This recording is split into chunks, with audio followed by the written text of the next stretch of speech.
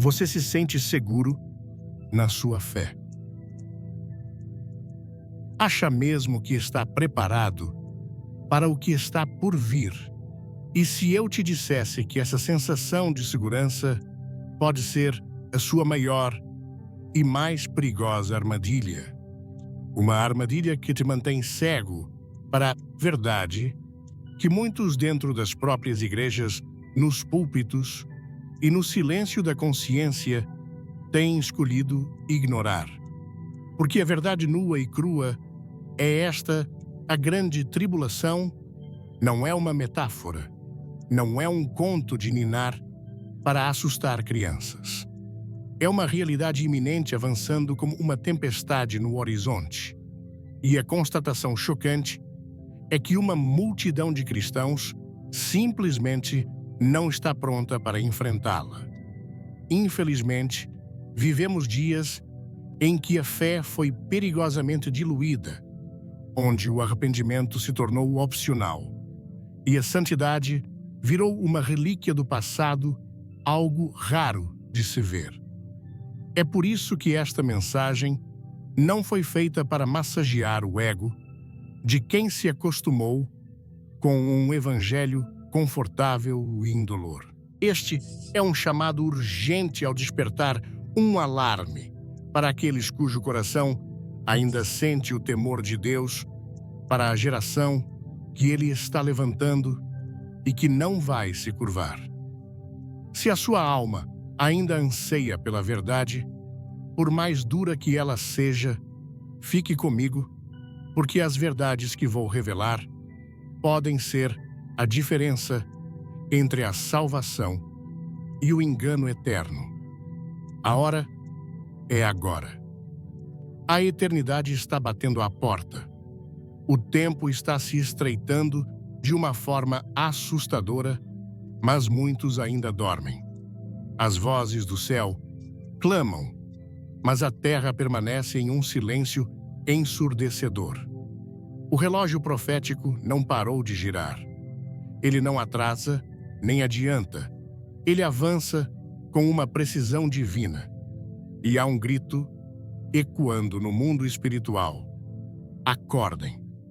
Contudo, a maioria continua adormecida. Dormem profundamente nos bancos das igrejas, no conforto de suas casas, embalados por uma fé que já não os confronta, que não os incomoda mais, enquanto o mundo caminha a passos largos para a consumação dos tempos. Antes de mergulharmos nas 5 verdades que podem ser o divisor de águas para a sua alma, se esta mensagem já começou a queimar no seu coração, deixe o seu amém nos comentários, para eu saber que você está conectado comigo. E peço que você não ouse sair deste vídeo, porque a última revelação que compartilharei hoje tem o poder de mudar para sempre a forma como você enxerga sua caminhada com Deus. Se o seu coração ainda sente temor de Deus, fique comigo até o fim, porque estas 5 verdades podem salvar a sua alma do engano, da frieza e da condenação. A hora é agora. A eternidade está logo à porta. O tempo está se estreitando e muitos ainda dormem. As vozes do céu estão clamando, mas a terra permanece em silêncio. O relógio profético não parou de girar. Ele não atrasa nem adianta. Ele avança e há um grito ecoando no mundo espiritual: acordem. Mas muitos ainda dormem. Dormem nos bancos das igrejas, dormem em suas casas, dormem no conforto de uma fé que já não os confronta mais. Dormem enquanto o mundo caminha para a consumação dos tempos, como se o juízo fosse algo distante, improvável e irrelevante. Paulo escreveu com urgência aos Romanos: e digo isto a vós, que conheceis o tempo, que já é hora de despertardes do sono, porque a nossa salvação está agora mais perto de nós do que quando aceitamos a fé. Romanos 13, 11. O Espírito Santo não está sussurrando esse versículo, ele está bradando, porque há uma multidão de crentes que vivem como se estivessem anestesiados, embriagados por uma falsa paz, distraídos por promessas terrenas e alienados da realidade espiritual que os cerca. Há uma geração que se acomodou. Trocaram a vigilância pela distração. Trocaram o clamor pela indiferença. Preferem ouvir palavras doces que massageiam o ego do que a verdade crua que salva a alma. Vivem uma fé sem cruz, uma graça sem arrependimento, um evangelho sem renúncia. Acordam para trabalhar, acordam para o lazer, mas não despertam para Deus. Vivem como se o amanhã estivesse garantido, como se houvesse tempo de sobra. E essa é a mentira mais perigosa que o diabo tem implantado no coração da igreja, a de que ainda não é hora. Jesus chorou sobre Jerusalém. O Filho do Deus vivo, cheio de compaixão, parou diante da cidade que o rejeitou e lamentou. Ah, se tu conhecesses ainda hoje o que te pode trazer a paz, mas agora isto está encoberto aos teus olhos. Lucas 19:42. Ele chorou porque viu um povo que ignorava o tempo da visitação divina. E será que não estamos fazendo o mesmo? Será que também não estamos rejeitando os sinais claros da palavra, os avisos constantes do Espírito, as convocações à santidade que Deus tem gritado por meio de seus servos? Você consegue sentir o peso disso? Deus está dizendo: já é hora, não é amanhã. Não é quando você tiver tempo, não é quando sua agenda permitir, não é quando o mundo melhorar, é agora. Agora é o tempo de acordar. O juízo está às portas e muitos estão vivendo como se ainda houvesse uma eternidade de chances. Quantas vezes você já ouviu a voz do Senhor te chamando de volta?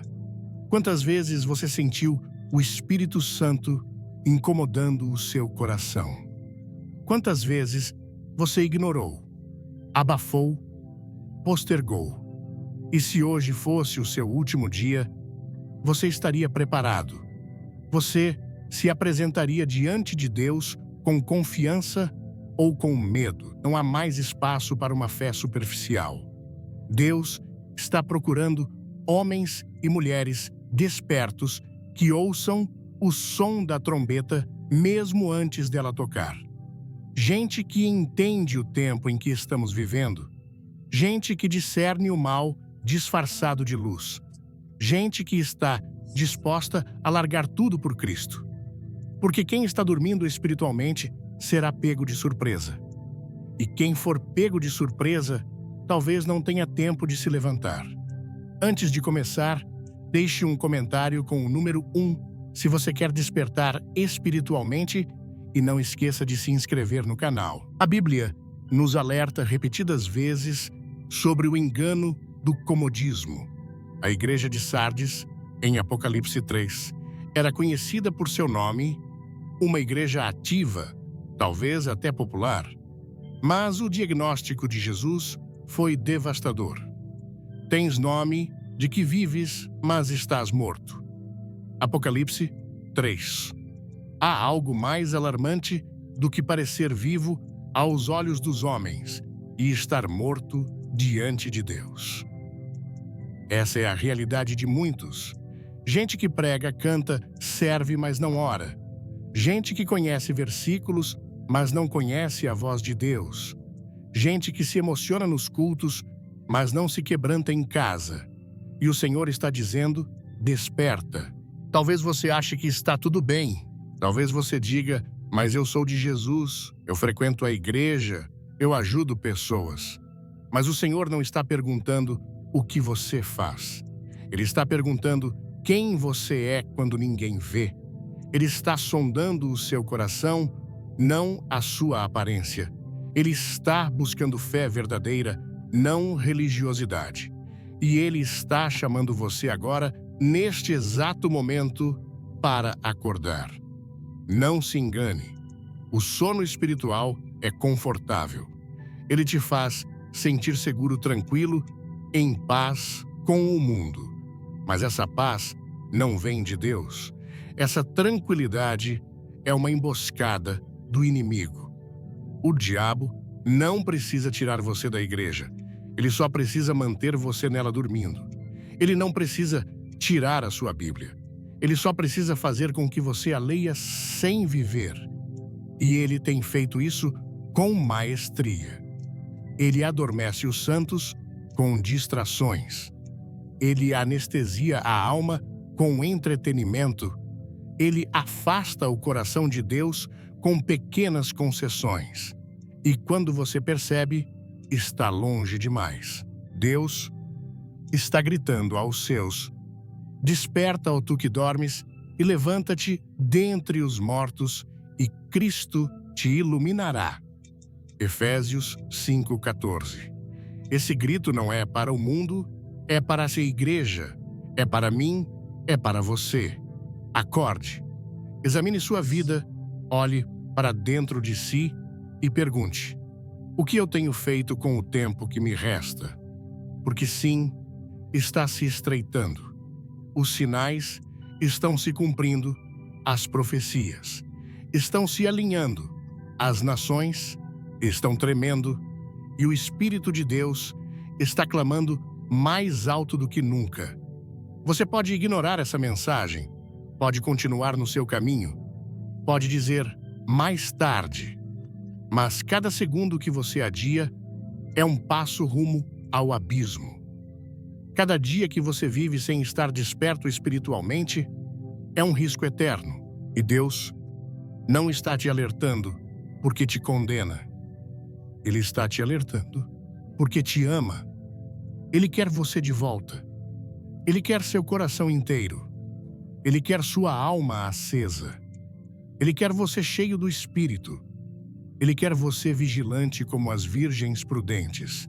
Ele quer você pronto, porque quando o noivo voltar, não haverá tempo para correr atrás do azeite. Ou você tem, ou não tem. Ou está acordado, ou será deixado para trás. Hoje agora é a hora de se levantar.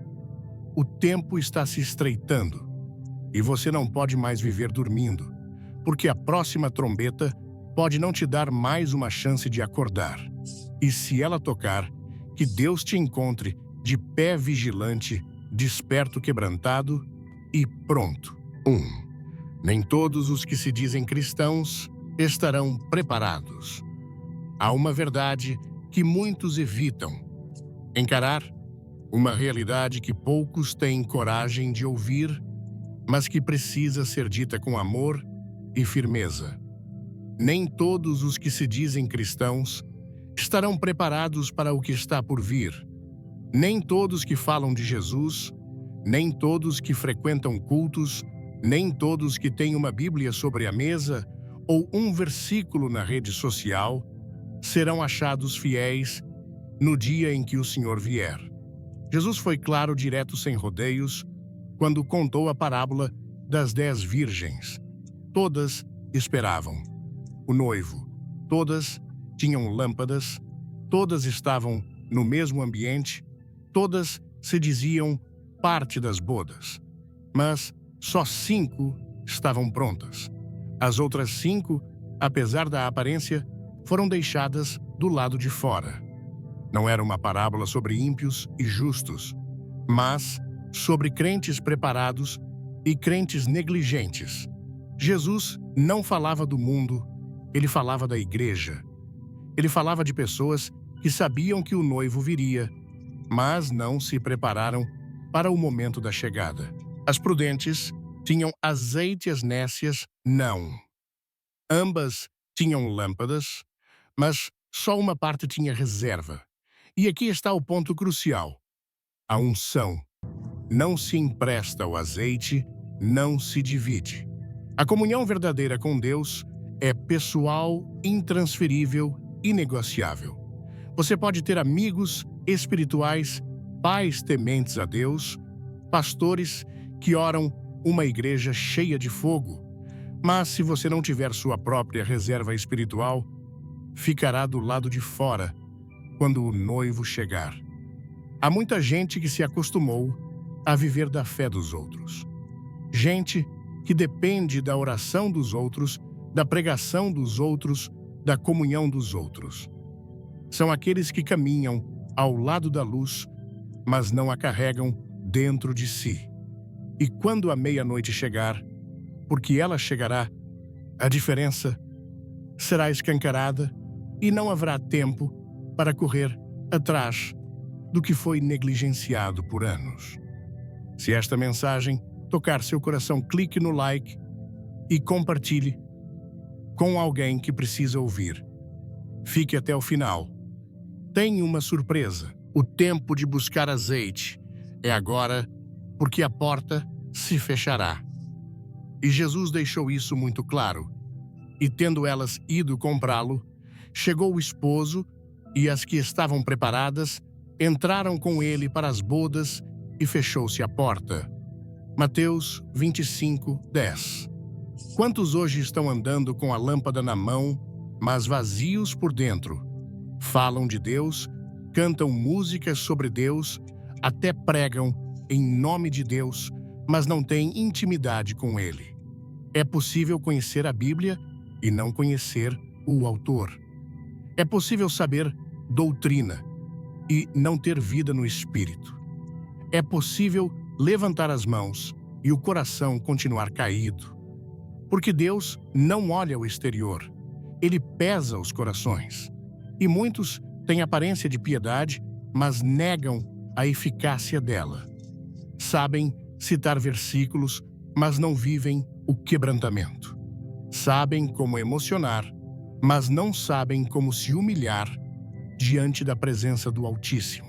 Jesus advertiu que naquele dia muitos dirão: Senhor, Senhor, em teu nome, profetizamos em teu nome, expulsamos demônios, em teu nome fizemos muitas maravilhas. E o que ele responderá? Nunca vos conheci. Apartai-vos de mim, vós, que praticais a iniquidade. Mateus 7, 22, 23. Não é sobre o que você faz, é sobre quem você é diante de Deus. Não é sobre obras visíveis, é sobre raiz profunda. E é por isso que muitos serão surpreendidos, porque viveram uma fé de superfície, mas nunca mergulharam no secreto, nunca choraram aos pés do Senhor. Nunca permitiram que o Espírito transformasse. O azeite é buscado na solidão, da oração é formado na fornalha, da obediência é produzido na renúncia do eu. Quem quer viver cheio do Espírito precisa dizer não à carne, ao mundo, ao orgulho. Precisa parar de brincar com as coisas sagradas. Precisa parar de viver uma fé rasa, movida por sentimentos e não por convicção. É hora de maturidade, é hora de profundidade, é hora de parar de fingir. Há uma geração que conhece a Deus de ouvir falar, mas não o conhece na intimidade. Geração que sabe palavras, mas não tem lágrimas, que sabe doutrina, mas não tem vida. E o Espírito Santo está dizendo: voltem, entrem no quarto, fechem a porta, busquem azeite enquanto é tempo, porque no dia em que o céu se abrir e o noivo descer, não haverá mais tempo para religiosidade. Só quem estiver cheio entrará. Você precisa examinar sua lâmpada. Pergunte a si mesmo: minha fé está viva ou apenas funcional? A diferença entre um cristão que sobrevive espiritualmente e um cristão que transborda da presença de Deus. Um vive no limite, outro vive no secreto. Um depende do culto de domingo, outro anda com Deus na segunda. Um busca o azeite quando o problema aperta, o outro carrega diariamente, mesmo quando tudo vai bem. Santidade não é legalismo, é separação, é consagração, é decisão diária. Não se trata de seguir regras humanas, mas de agradar o coração de Deus. Um cristão que vive com azeite não precisa ser convencido a buscar. Ele deseja, ele anseia, ele ama estar com o Pai. A verdadeira fé não se cansa de orar, não se esfria na adoração, não se acomoda na rotina. Ela queima, ela pulsa, ela vive. Talvez você esteja ouvindo essa mensagem e perceba que sua lâmpada está apagando. Talvez você já não ora como antes, já não sente a presença como antes, já não se quebranta como antes. E o Espírito trouxe você aqui para te lembrar: há tempo de reabastecer, mas esse tempo está se esgotando. O chamado hoje é para que você deixe de lado tudo o que te afasta de Deus e volte à presença. Não viva à margem da fé.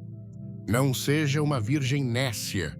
Não espere o último minuto, porque o último minuto pode chegar sem aviso. A presença de Deus é o lugar onde o azeite se renova. Volte a Ele. Acorde antes que a porta se feche. Não confie no seu título, nem na sua experiência, nem nas suas memórias espirituais. O que importa é: você está cheio agora. Sua lâmpada tem brilho. Seu coração tem sede. Sua alma está viva. Porque no grande dia, quando o grito ecoar, aí vem o noivo. Não haverá tempo para fingir, não haverá disfarces, não haverá justificativas. Ou você tem azeite, ou você tem aparência, e só uma dessas coisas te leva para dentro. 2. A perseguição virá, e ela provará quem você realmente é. A fé que não é provada não é fé sólida. E a segunda verdade que todo cristão precisa ouvir antes da grande tribulação é esta: a perseguição virá, e ela provará quem você realmente é. Não há como seguir a Cristo de verdade sem carregar a cruz. Não há como proclamar o nome de Jesus com fidelidade sem enfrentar a resistência do mundo, a oposição do inferno e o desprezo dos homens. A vida cristã nunca foi um convite ao conforto, mas sim um chamado ao confronto contra o pecado, contra a carne, contra o espírito desta era. Jesus nunca prometeu um caminho fácil. Ele não pintou um quadro ilusório para os seus seguidores. Pelo contrário, ele foi claro como o sol do meio-dia quando disse: "No mundo tereis aflições, mas tende bom ânimo, eu venci o mundo." João 16:33. Isso não é uma possibilidade, é uma certeza. Não é uma exceção para os desavisados.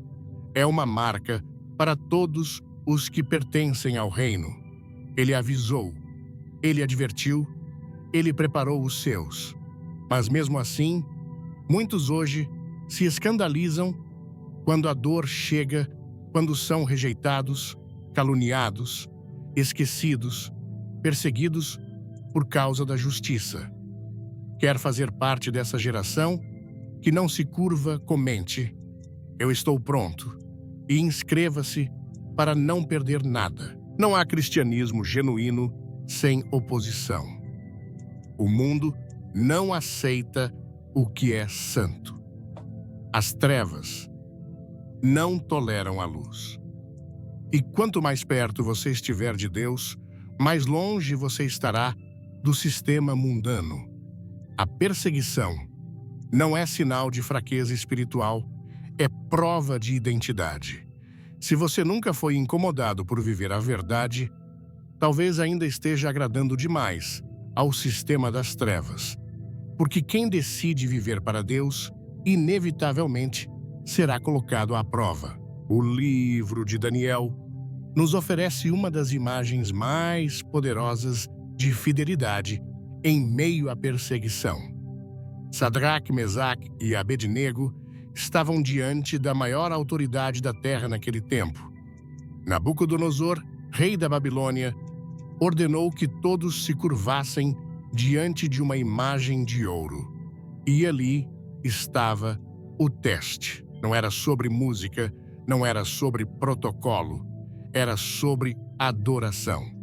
E aqueles 3 jovens, mesmo sabendo das consequências, não se curvaram. Não importava se todos os outros haviam dobrado os joelhos.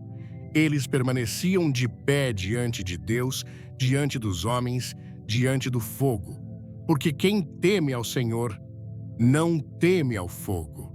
E quando foram levados à presença do rei, receberam mais uma chance de negar sua fé. Mas a resposta deles ecoa até hoje com autoridade celestial. Se o nosso Deus, a quem servimos, quer livrar-nos, ele nos livrará da fornalha de fogo ardente e das tuas mãos, ó Rei. E se não quiser, fica sabendo, ó Rei, que não serviremos a teus deuses, nem adoraremos a imagem de ouro que levantaste. Daniel 3, 17-18. Esta é a fé que resiste à pressão. Fé que não depende do resultado, mas da convicção.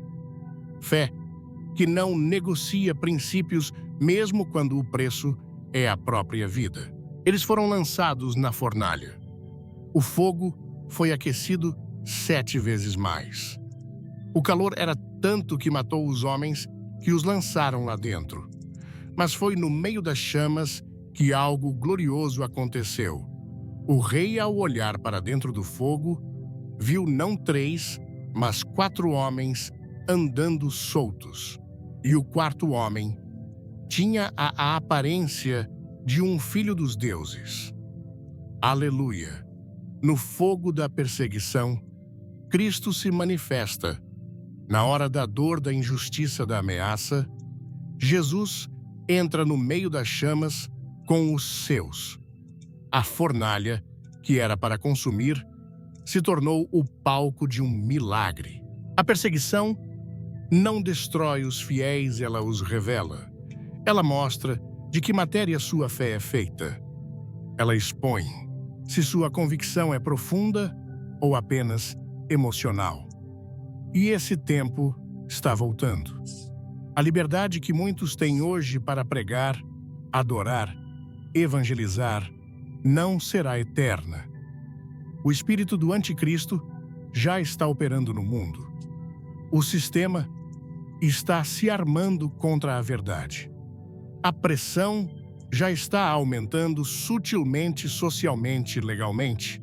E muitos que hoje se dizem cristãos, amanhã negarão a fé para manter o conforto, para preservar a reputação, para não perder seguidores, amigos, posição.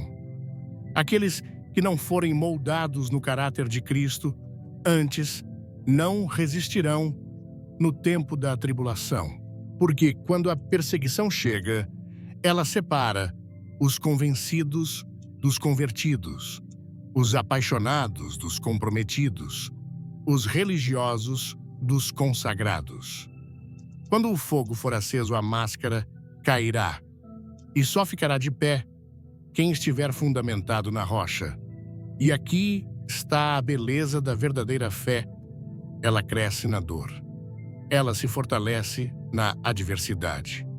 Os apóstolos foram açoitados, presos, perseguidos, mas saíam do cárcere regozijando-se por terem sido considerados dignos de sofrer pelo nome de Jesus. Atos 5, 40. Eles não reclamavam, glorificavam. Eles não recuavam. Avançavam, porque entenderam que o sofrimento por Cristo não é maldição, é honra, é privilégio. A geração que se aproxima precisará dessa coragem. Os jovens precisarão aprender a resistir à zombaria por escolherem a santidade. Os pais precisarão ser firmes ao educar seus filhos na contramão de um mundo corrompido. Os pastores precisarão ser fiéis, mesmo quando o púlpito se tornar um campo de batalha. Os crentes precisarão permanecer, mesmo quando forem silenciados, boicotados, ridicularizados, porque a perseguição virá não para todos, mas para os que decidirem viver a verdade, para os que se recusarem a negociar a fé, para os que permanecerem firmes no meio de uma geração perversa. Você está pronto para esse teste? Você está preparado para ser deixado de lado por causa de Jesus? Para perder oportunidades por causa da justiça? Para ser acusado, caluniado, rejeitado, perseguido por amar a verdade? Porque o evangelho verdadeiro sempre custará alguma coisa. E quanto mais o dia se aproxima, maior será o preço. Mas aqui está a esperança. O mesmo Deus que entra na fornalha, entra com você. Ele não te abandona no meio da aflição. Ele te sustenta, te protege, te renova. A glória dele se manifesta quando o mundo te rejeita. O consolo dele é mais doce do que qualquer elogio humano. E a recompensa que ele tem para os fiéis é maior do que qualquer tesouro terreno. Não tenha medo do fogo. Tema viver uma vida sem propósito, sem firmeza, sem coragem.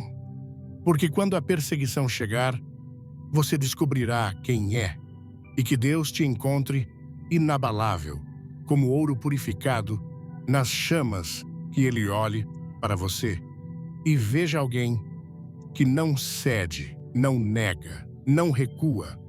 Alguém que carrega a cruz e que, como Paulo, possa dizer: em nada tenho a minha vida, por preciosa contanto que complete a minha carreira e o ministério que recebi do Senhor Jesus.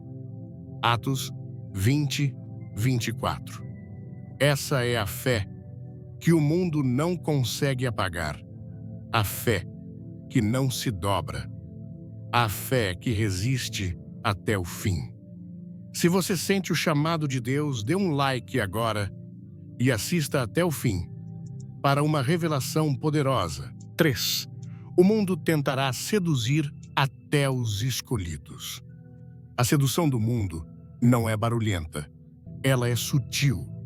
Não vem com chifres e tridente, mas com promessas douradas, com elogios bem colocados, com portas abertas no momento certo, com oportunidades que parecem bênçãos, mas que no fundo são armadilhas cuidadosamente maquiadas. É por isso que a terceira verdade precisa ser proclamada com urgência: o mundo tentará seduzir até os escolhidos. E se você não estiver firme, você cairá. Não por fraqueza, mas por falta de discernimento. Não por ignorância, mas por troca. Troca do que é eterno pelo que é passageiro. Troca do que é santo pelo que é conveniente. A Bíblia não esconde esse risco. O apóstolo Paulo, em suas últimas palavras, antes de ser martirizado, menciona com dor o nome de um companheiro que havia caminhado ao seu lado, servindo no ministério, testemunhando milagres, ouvindo pregações, vivendo o evangelho. Ele escreve: porque Demas me desamparou, amando o presente século. 2 Timóteo 4:10. Reflita nisso. Demas não foi vencido pela perseguição. Não foi morto pela espada, não foi calado pelo Império Romano. Ele foi seduzido por este mundo encantado pelas luzes de uma vida mais fácil, mais segura, mais agradável. Ele trocou a eternidade por conforto. Ele abandonou o chamado, por amor, ao que era temporário. Esse espírito continua operando hoje e ele está mais agressivo, mais sofisticado, mais convincente. O mundo já entendeu que a maneira mais eficaz de afastar um cristão do caminho não é com ameaças, mas com ofertas.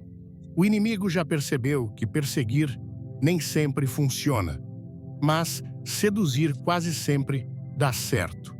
Ele não vem dizendo, negue Jesus. Ele vem dizendo, você pode ter tudo e ainda assim ser de Jesus. Ele vem com um evangelho sem cruz, com uma fé que não exige arrependimento, com uma graça que não transforma, apenas tolera. Ele vem com um evangelho diluído, onde tudo é permitido desde que você continue falando, Deus te abençoe.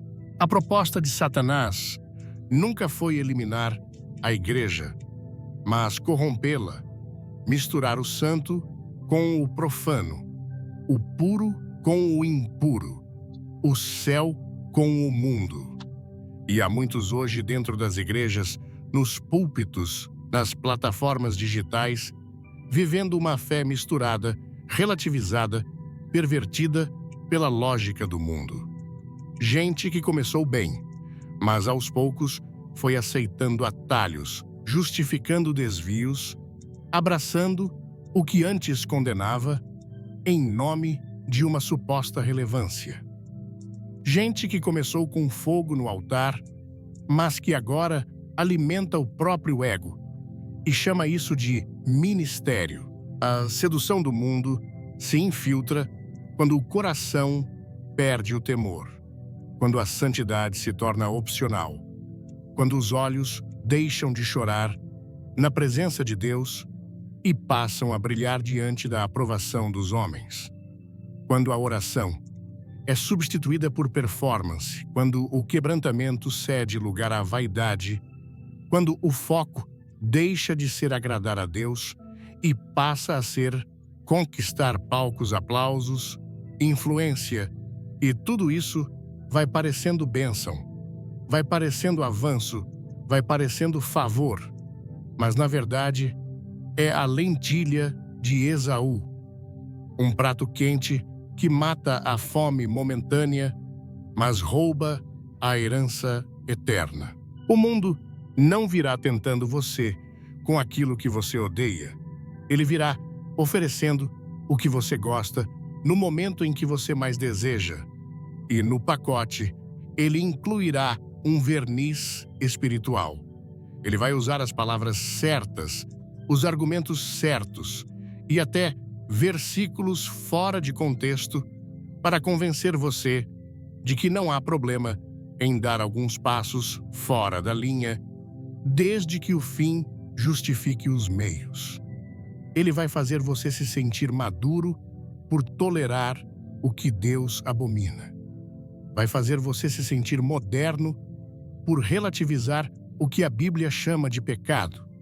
Vai te convencer de que ser radical hoje é ser ultrapassado, que viver separado é ser fanático, que resistir ao sistema é ser ignorante. E se você não tiver os olhos fixos em Jesus, você vai achar que está avançando, quando na verdade está se afastando. A advertência de Jesus é clara. Acautelai-vos que ninguém vos engane. Mateus 24, 4. Isso foi dito aos discípulos, aos íntimos, aos escolhidos.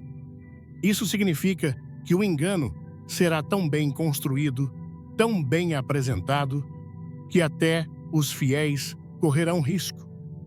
E a única forma de não cair nessa sedução é estar enraizado na palavra, mergulhado na presença, crucificado com Cristo todos os dias. É preciso estar vigilante, porque o engano de Demas começou com um olhar, um pensamento, uma distração. E quando percebeu, ele já havia deixado Paulo, já havia deixado o campo missionário, já havia deixado a batalha espiritual e, quem sabe, já havia deixado a fé. Essa é a realidade que muitos preferem ignorar, mas é a que precisa ser dita com lágrimas nos olhos e fogo no coração. Porque cada cristão que troca a santidade pela conveniência, cada servo que troca o altar pelo palco, cada escolhido que troca o chamado pela fama, está abrindo mão de algo que o céu planejou para viver, algo que o mundo oferece por pouco tempo. E o diabo se aproveita disso. Ele sabe que não pode arrancar a salvação de ninguém à força, mas ele pode seduzir você a jogá-la fora por vontade própria. A santidade ainda é a marca dos que pertencem ao Senhor. O caminho ainda é estreito. A porta ainda é apertada. A cruz ainda é o símbolo da nossa fé. E o mundo, com toda sua beleza, ainda jaz no maligno. Não há compatibilidade, não há aliança. Ou você é amigo de Deus, ou é amigo do mundo. E Tiago foi categórico. Qualquer que quiser ser amigo do mundo, constitui-se inimigo de Deus. Tiago 4:4.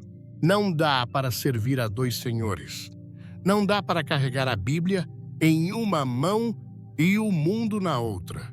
Não dá para ter o nome escrito no livro da vida e o coração dividido com o sistema deste século. É hora de separar-se.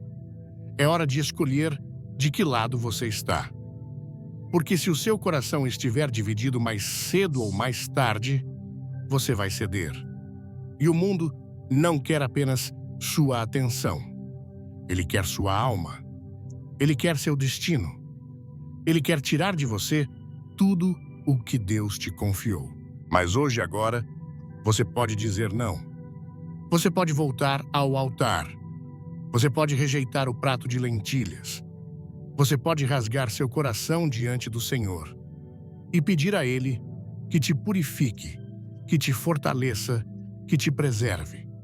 Porque os dias são maus e os escolhidos estão sendo provados não apenas pela dor, mas pela sedução.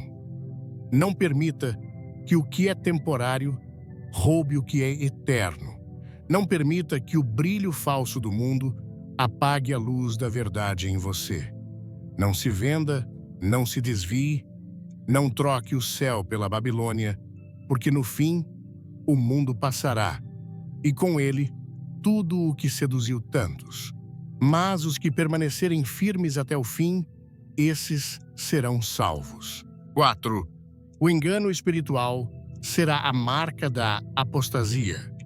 O engano espiritual não virá disfarçado de mentira grotesca, mas revestido de uma aparência de verdade.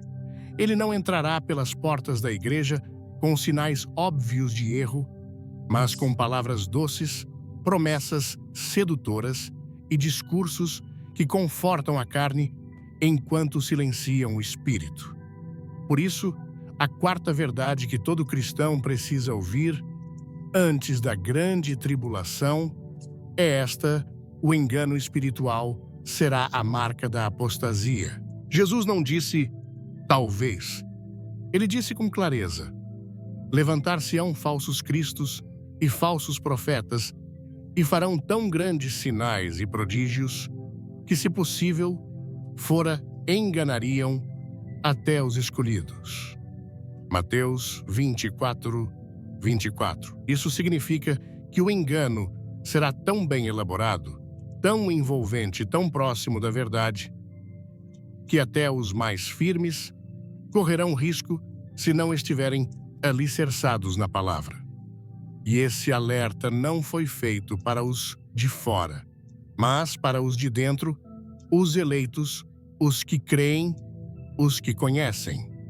Isso deve fazer você parar e pensar: será que você está pronto para discernir o engano quando ele não parecer engano? A apostasia, o abandono da fé, não começa com negação aberta.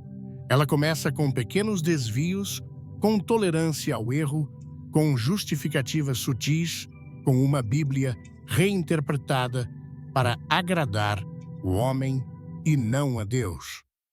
Começa quando o púlpito se torna palco, quando a pregação deixa de ferir o pecado e passa a massagear o ego, quando a cruz é substituída por autoajuda, quando a santidade é trocada por relevância, quando a obediência dá lugar à conveniência. E isso já está acontecendo. Vamos juntos nessa jornada. Comente, desperta e se inscreva para receber mais conteúdos que transformam vidas. Aos poucos, uma geração está se levantando dentro das igrejas que conhece mais as frases de pregadores famosos do que os versículos da Escritura. Uma geração que prefere ser motivada a ser transformada. É por isso que não basta ouvir, é preciso julgar. É preciso testar os espíritos, como disse o apóstolo João. Amados, não creiais a todo espírito, mas provai se os espíritos são de Deus, porque já muitos falsos profetas se têm levantado no mundo.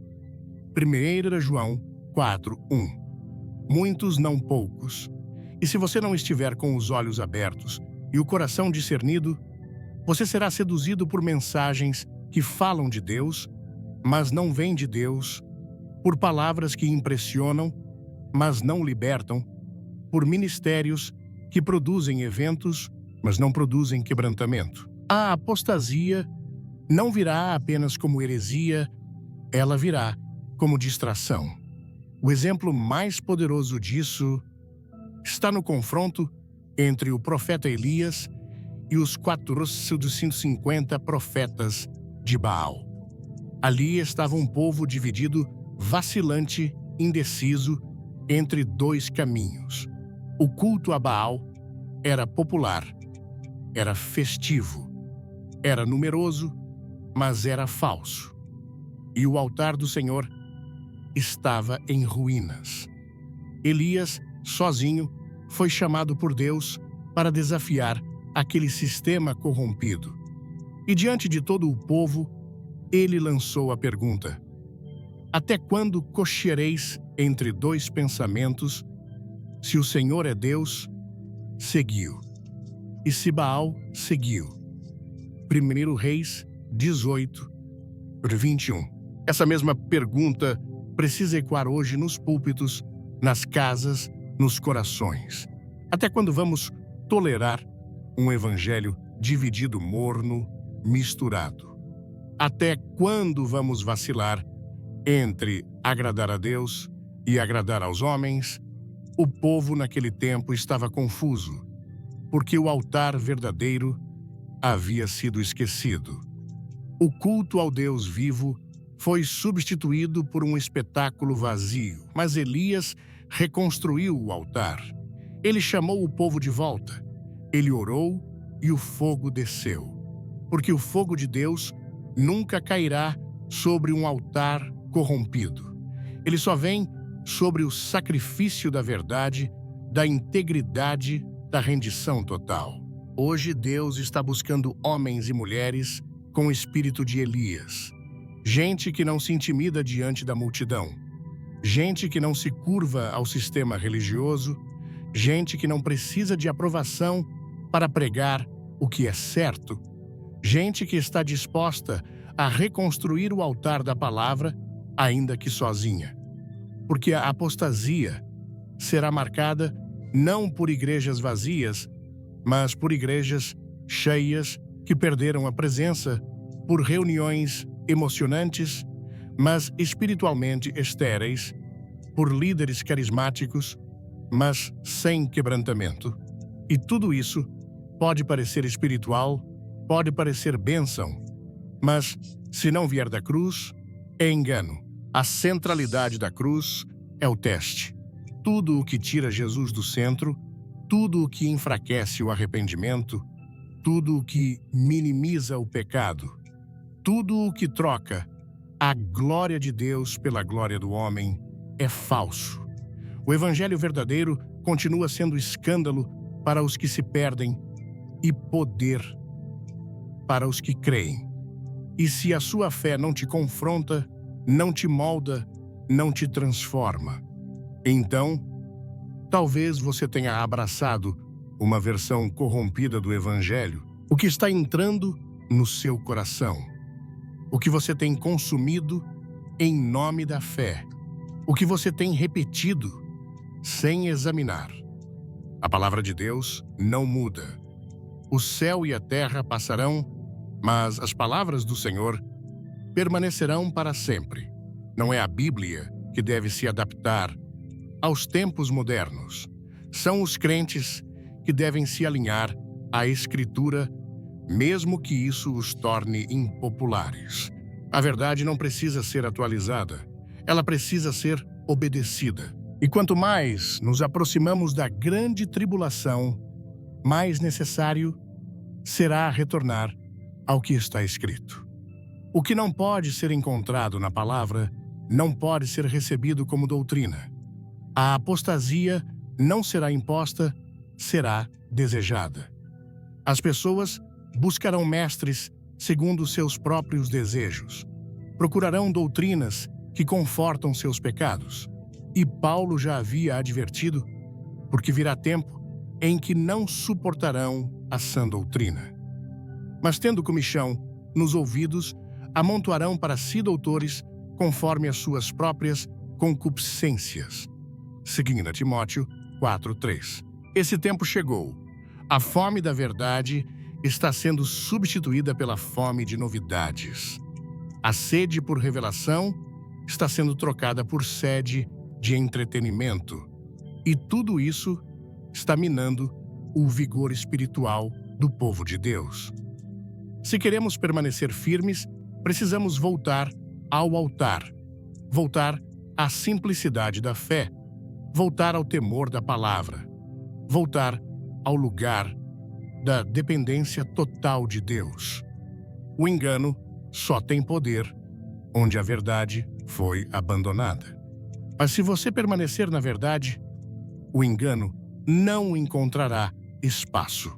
O Espírito Santo ainda guia a toda a verdade. Ele ainda testifica o que é de Deus e o que não é. Ele ainda fala, ainda revela, ainda alerta. Mas você precisa querer ouvir. Você precisa se humilhar. Você precisa rasgar o coração diante do Senhor e pedir: abre os meus olhos. Senhor, não me deixa ser enganado. O tempo da apostasia não será vencido com argumentos, será vencido com homens e mulheres cheios da verdade, cheios da palavra, cheios do Espírito. Gente que conhece o Deus de Elias, gente que não se curva diante do falso culto, gente que não se vende, gente que tem altar no quarto e fogo no coração. O engano virá. Ele já está aí, mas ele não prevalecerá contra os que permanecem na verdade. Que você seja um desses, que seu coração arda pela palavra, que sua vida esteja firmada em Cristo.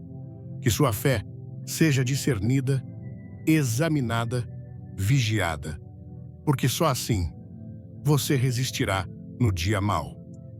E quando tudo o que é falso desabar a verdade que habita em você, permanecerá de pé. 5. Só permanecerá quem estiver firmemente enraizado em Cristo. Há uma diferença brutal entre aquele que crê superficialmente e aquele que está enraizado em Cristo. Quando os ventos da tribulação soprarem, e eles soprarão, somente permanecerá de pé aquele que não vive de emoções, mas de convicções. Não é a intensidade do louvor que sustenta alguém nos dias maus. Não é a quantidade de seguidores, nem a frequência nos cultos, nem o carisma pessoal. É a profundidade do relacionamento com Jesus. Só permanecerá quem estiver firmemente enraizado em Cristo. Jesus contou a parábola dos 2 homens que construíram suas casas. Uma sobre a areia, outra sobre a rocha. Ambas enfrentaram o mesmo vento, a mesma chuva, a mesma tempestade, mas só uma permaneceu. O que fez a diferença? O fundamento. Todo aquele, pois, que ouve estas minhas palavras e as pratica, será comparado a um homem prudente que edificou a sua casa sobre a rocha. Mateus 7, 24. A casa que caiu não caiu por causa da tempestade. Ela caiu porque nunca teve base. E é isso que muitos ainda não entenderam. O problema não é a tribulação, é a falta de profundidade. O que define o final não é a aparência da construção, mas onde ela foi edificada. Muitos estão vivendo uma fé que se sustenta apenas enquanto tudo vai bem, enquanto há a resposta bênção, favor. Mas quando Deus se cala, quando a porta não se abre, quando o céu demora, a estrutura rui. Porque não havia raiz, não havia consistência, havia religiosidade, hábito, emoção, mas não havia profundidade espiritual. E o que não tem raiz não resiste ao tempo da seca. Paulo e Silas foram lançados na prisão, acorrentados, machucados, humilhados. Eles não estavam em um templo, não estavam rodeados de irmãos, não estavam sendo aplaudidos, estavam feridos, rejeitados e presos. Mas, mesmo ali, louvavam a Deus.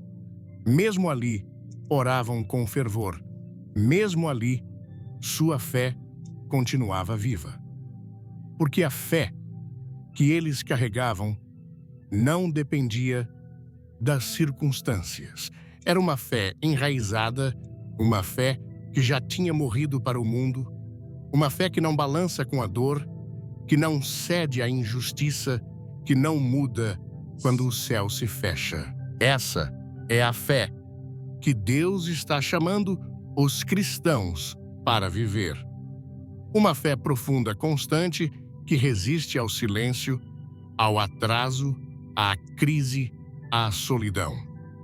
Uma fé que não depende do que sente, mas do que sabe. Uma fé que confia mesmo quando não entende. Uma fé que permanece firme, mesmo quando os ventos rugem, porque sabe em quem creu. Para isso, é necessário comunhão diária com Cristo, não comunhão esporádica de fim de semana, de redes sociais, de frases prontas, mas comunhão real, viva, constante. Uma vida de oração, que não depende do ambiente, uma leitura bíblica, que não busca apenas consolo, mas direção e confronto. Um jejum que não é para pedir algo, mas para se esvaziar. Uma vida que prioriza a presença de Deus acima de todas as coisas. Esse tipo de vida espiritual não nasce por acaso. Ela é construída. Ela exige renúncia, disciplina, entrega. Não se trata de perfeição, mas de consistência. E muitos não permanecem firmes porque não querem esse custo. Querem colher frutos sem plantar raiz. Querem fogo sem altar. Querem poder sem intimidade. Mas o reino de Deus não funciona assim. Deus não se impressiona com aparência. Ele procura raízes. Ele examina o coração. Jesus disse que a árvore que não tem raiz logo seca quando vem o sol escaldante. E o sol está começando a brilhar com força sobre os cristãos. As pressões estão aumentando, os testes estão se intensificando. E muitos, sem perceber, já estão murchando por dentro, porque o que os sustentava não era Cristo, era o ambiente, era o emocional, era o coletivo. Mas o tempo da peneira chegou, e só ficará de pé quem estiver plantado nele. Plantar-se em Cristo significa estar enraizado na verdade da palavra. Significa buscar mesmo sem vontade, orar, mesmo sem sentir obedecer, mesmo quando dói. Significa confiar na soberania de Deus, mesmo quando os planos pessoais são frustrados. Significa dizer, como Jó, ainda que ele me mate nele, esperarei. Jó 13:15. Essa é a fé que vence o mundo. Essa é a fé que atravessa a tribulação. Essa é a fé que permanecerá até o fim. Não basta ter um passado com Deus. É preciso ter presente. Não basta dizer, um dia eu fui cheio. É preciso estar cheio agora. A vida cristã é como um edifício precisa ser sustentada dia após dia. E todo dia você decide onde vai fincar suas raízes, se no orgulho, na opinião alheia, na cultura, nas emoções ou em Cristo. A raiz que você escolhe hoje define a firmeza que terá amanhã. Aqueles que estão enraizados em Cristo são reconhecidos por sua perseverança. Não são os que têm mais dons, não são os mais populares. São os que continuam, que não desistem, que não abandonam o altar, que não trocam a verdade pelo conforto, que suportam a dor, com fé, o silêncio com confiança, a perda com esperança, que não precisam de plateia para serem fiéis, que não mudam sua lealdade quando as coisas não saem como esperavam. Esses são os que permanecerão. A tribulação não está vindo para destruir a igreja.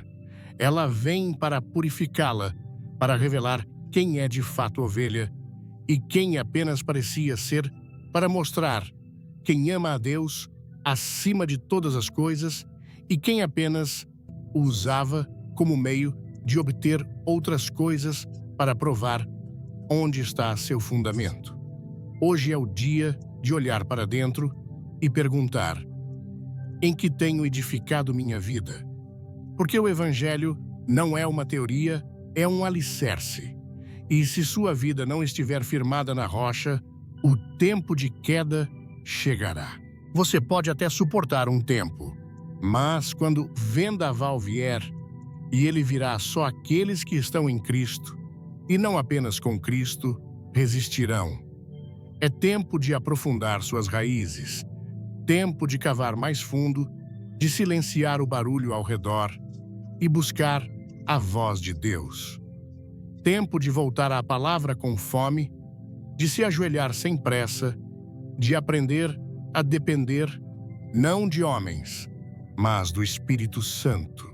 É hora de sair da superfície, porque quem vive na superfície será levado pela correnteza, mas quem está enraizado permanecerá. Ainda que tudo se abale ao redor, a alma descansará segura, porque não há vento que arranque aquele que foi plantado por Deus. Não há tempestade que destrua o que está edificado sobre a rocha eterna. Você pode ter caminhado com Jesus por anos, pode ter vivido experiências poderosas, pode ter visto milagres, pode até carregar um nome respeitado entre os irmãos. Mas agora, neste exato momento, o Espírito Santo te confronta com uma pergunta que atravessa a alma: como está o seu altar? Porque há muitos que ainda têm nome, mas perderam a essência. Muitos que ainda carregam aparência, mas estão vazios por dentro. Muitos que estão de pé diante dos homens, mas mortos diante de Deus. Jesus disse à igreja de Sardes: conheço as tuas obras, que tens nome de que vives e estás morto. Sê vigilante e confirma os restantes que estão para morrer, porque não achei as tuas obras perfeitas diante de Deus. Apocalipse 3, 1-2. Esse é o diagnóstico que poucos estão dispostos a ouvir. Mas é essa verdade que pode salvar uma geração inteira de um evangelho sem vida. Porque enquanto ainda houver algo que respira, há tempo para voltar. Enquanto houver um resto que pulsa, há chance de reacender o altar. Desperta, fortalece o que resta e volta ao primeiro amor. O maior risco espiritual não é cair, é adormecer. Porque quem cai sente dor, mas quem dorme não sente mais nada. Vai se apagando aos poucos, vai perdendo a sensibilidade, vai trocando lágrimas por discursos, vai substituindo o arrependimento por justificativas, vai vivendo uma fé burocrática, fria, controlada, uma fé que se movimenta, mas não sente que repete palavras, mas perdeu a voz, que ainda canta, mas não adora mais, que ainda prega, mas não se dobra mais diante do Senhor. E é para esses que Jesus está dizendo agora: lembra-te de onde caíste e arrepende-te. Apocalipse 2, sim. Quando foi a última vez que você chorou de verdade na presença de Deus? Quando foi a última vez que a palavra te cortou como espada? Quando foi a última vez que sua alma se quebrantou, não por culpa, mas por amor? Porque o primeiro amor não é emoção, é entrega. É quando você orava sem olhar o relógio. Quando você jejuava, não por obrigação, mas por paixão. Quando a Bíblia não era um hábito, mas um tesouro. Quando estar com Deus era o ponto alto do seu dia, e não um item na agenda. O Espírito clama por corações de volta. Deus não está pedindo performance. Ele está pedindo sinceridade. Ele está chamando os filhos para casa. Ele está dizendo: volta, fortalece o que resta, ainda há tempo, mas esse tempo não será eterno. A noite se aproxima, a porta está prestes a se fechar e quem não estiver pronto será deixado. Não porque Deus rejeita, mas porque muitos têm se recusado a voltar. Preferem a rotina ao arrependimento. Preferem a reputação à renovação. Preferem o controle à consagração. Hoje é dia de decisão. O céu e o inferno estão diante de você. A eternidade está pesando sobre cada palavra. O Espírito está soprando sobre os ossos secos. Mas a pergunta permanece, você vai responder, porque não basta reconhecer a necessidade de voltar. É preciso dar o passo. É preciso deixar as justificativas, os medos, os vícios, as distrações e se lançar novamente aos pés da cruz. Aquela cruz que já foi o centro da sua vida e que talvez hoje esteja apenas como símbolo pendurado na parede. A cruz precisa ser levantada no centro do coração novamente, não como decoração, mas como entrega. Jesus não morreu para nos fazer religiosos. Ele morreu para nos tornar vivos. E há muitos que estão tentando seguir a Cristo sem morrer com Ele. Querem o céu, mas não querem renunciar à velha natureza. Querem a paz, mas não querem deixar o pecado. Querem o consolo, mas não querem a cruz. E a verdade é que não há ressurreição sem morte. Não há fogo sem sacrifício. Não há glória sem arrependimento. É hora de reconstruir o altar, pedra por pedra, com lágrimas, com verdade, com humildade. É hora de confessar, de se expor diante de Deus, de dizer: Senhor, eu me perdi, eu me distraí, Eu fui me apagando aos poucos, mas aqui estou de volta. Não quero mais viver com aparência, não quero mais manter as formas sem ter a essência. Sopra sobre mim novamente. Restaura em mim a alegria da tua salvação. Faz de novo, Senhor. E se precisar quebrar tudo para começar outra vez, eu aceito. Não é tarde demais. A voz do Espírito ainda está chamando. Ainda há azeite. Ainda há fogo. Ainda há uma chance. Mas ela exige decisão. Não emoção momentânea, decisão real. E talvez essa seja a última vez que Deus esteja te chamando com essa clareza. Talvez essa seja a última convocação antes da noite. O que você fará com isso? Você pode ignorar, pode sair daqui e seguir a vida como se nada tivesse sido dito. Pode continuar com sua rotina espiritual sem transformação. Mas saiba, o céu testemunhou esse momento. O Espírito tocou seu coração. E agora a resposta está nas suas mãos.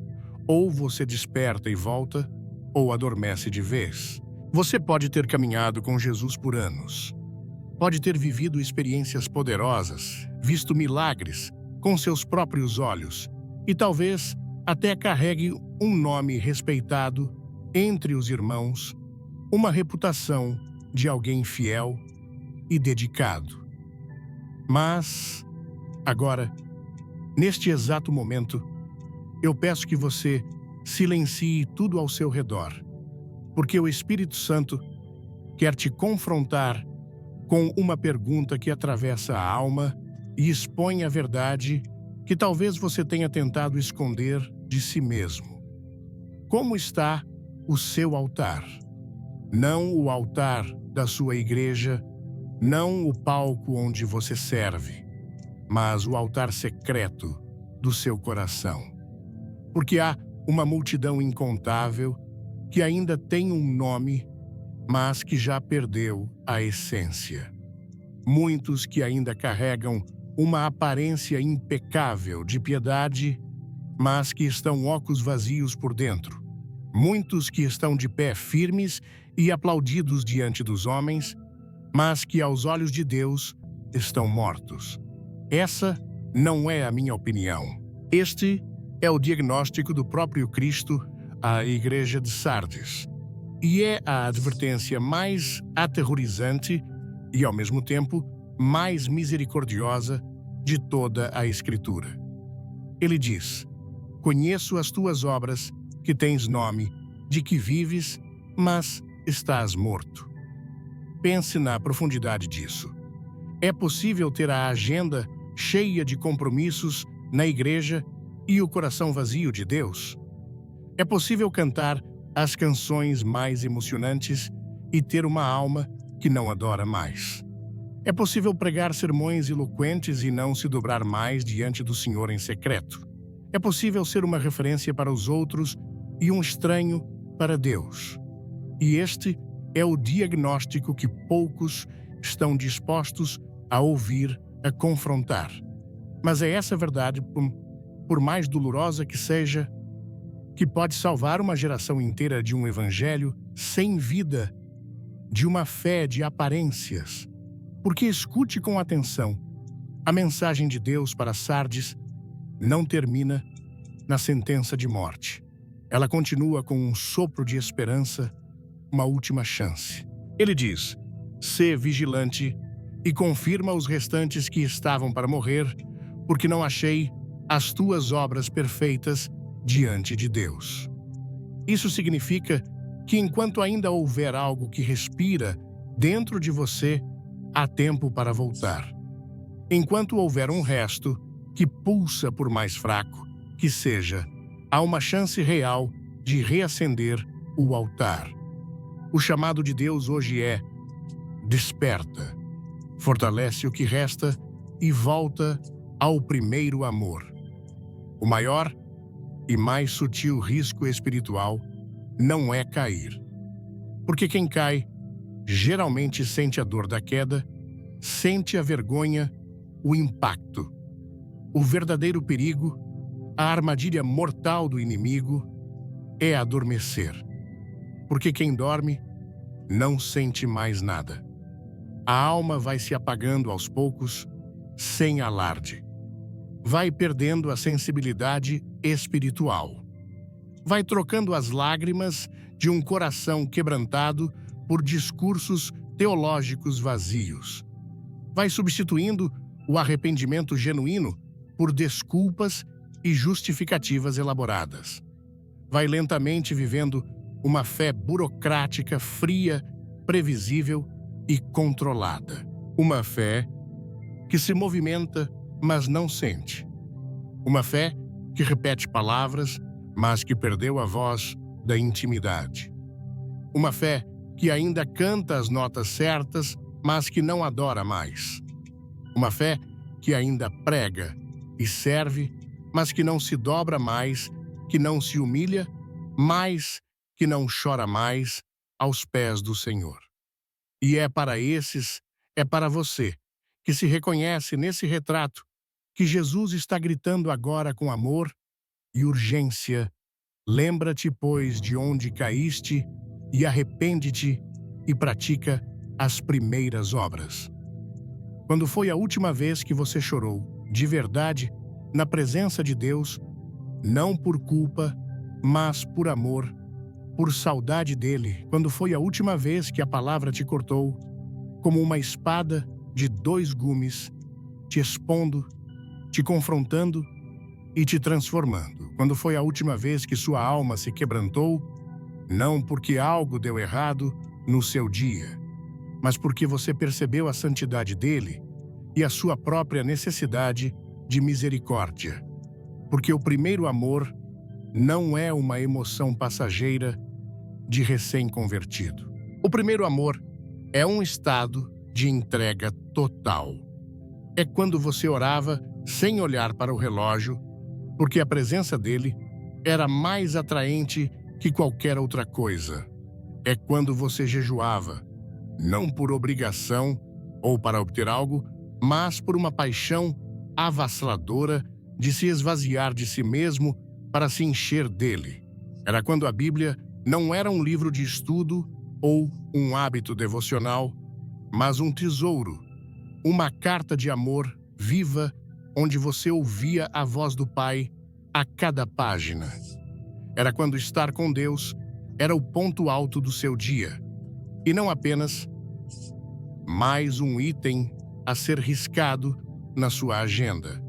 O Espírito Santo está clamando por corações que queiram voltar para casa. Deus não está pedindo sua performance, suas obras ou sua reputação. Ele está desesperado pela sua sinceridade. Ele está chamando os filhos de volta, dizendo: volta, fortalece o que resta, ainda há tempo, mas esse tempo não será eterno. A noite se aproxima a passos largos. A porta da graça, ainda aberta, está prestes a se fechar. E quem não estiver pronto, quem não estiver com a lâmpada acesa e cheia de azeite, será deixado do lado de fora. Não porque Deus é um tirano que rejeita, mas porque muitos, ao ouvirem o chamado para voltar, têm se recusado. Preferem a comodidade da rotina ao desconforto do arrependimento. Preferem a segurança da sua reputação à glória da renovação. Preferem o controle da sua vida à rendição total da consagração. Por isso, hoje é o dia da sua decisão. Não amanhã, não no próximo culto. Agora, o céu e o inferno estão diante de você neste momento, observando sua resposta. A eternidade está pesando sobre cada palavra que você ouve. O Espírito de Deus está soprando sobre o vale de ossos secos da sua alma. Mas a pergunta que definirá seu destino permanece: você vai responder? Porque não basta reconhecer que precisa voltar. é preciso dar o passo. É preciso coragem para deixar para trás as justificativas, os medos, os vícios secretos, as distrações convenientes e se lançar novamente, sem reservas, aos pés da cruz. Aquela cruz que um dia já foi o centro absoluto da sua vida e que talvez hoje esteja apenas como um símbolo pendurado na parede ou um adorno no pescoço. A cruz precisa ser levantada no centro do seu coração, novamente não como decoração, mas como um lugar de entrega de morte e de vida. Jesus não morreu na cruz para nos fazer pessoas religiosas e bem comportadas. Ele morreu para nos tornar vivos. E há uma multidão de mortos-vivos espirituais tentando seguir a Cristo sem morrer com Ele. Querem o céu, mas não querem renunciar à velha natureza. Querem a paz de Deus, mas não querem deixar o pecado que tanto amam. Querem o consolo do Espírito, mas não querem o peso da cruz. E a verdade que liberta ou condena é esta: não há ressurreição sem morte. Não há fogo sem sacrifício. Não há glória sem arrependimento. É hora de reconstruir o seu altar, pedra por pedra, com lágrimas de verdade, com a argamassa da humildade.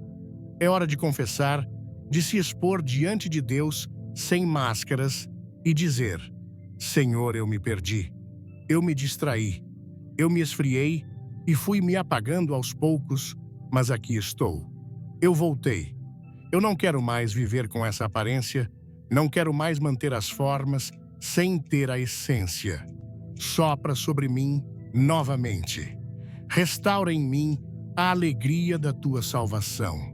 Faz de novo, Senhor. E se precisar quebrar tudo o que construí longe de ti para começar outra vez, eu aceito. Eu me rendo. Não é tarde demais. A voz do Espírito ainda está chamando. Ainda há azeite para a sua lâmpada. Ainda há fogo para o seu altar. Ainda há uma chance. Mas ela exige uma decisão.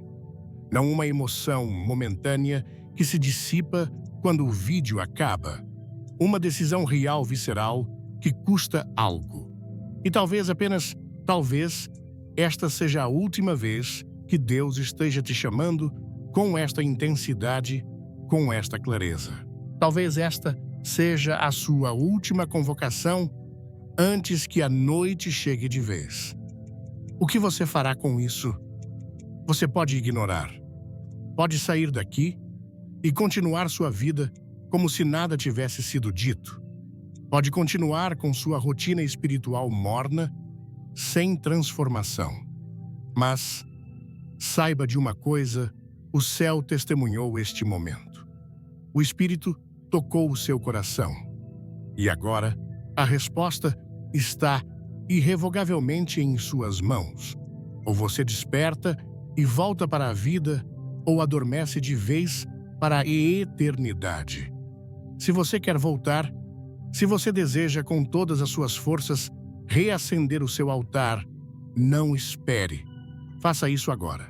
Onde você estiver, feche os seus olhos. Não espere um culto, um evento, um momento ideal. O altar é você. Diga a ele, com as suas próprias palavras, com a verdade da sua alma: Jesus, eu volto. Eu volto ao primeiro amor. Eu volto à cruz. Eu volto à tua presença. Eu volto à tua palavra. Me perdoa por ter me perdido dentro da própria igreja, por ter me afastado, mesmo estando perto. Sopra vida sobre mim, ressuscita o que morreu, fortalece o que resta. Eu não quero terminar como Sardes. Eu quero viver de verdade, em ti, por ti e para ti.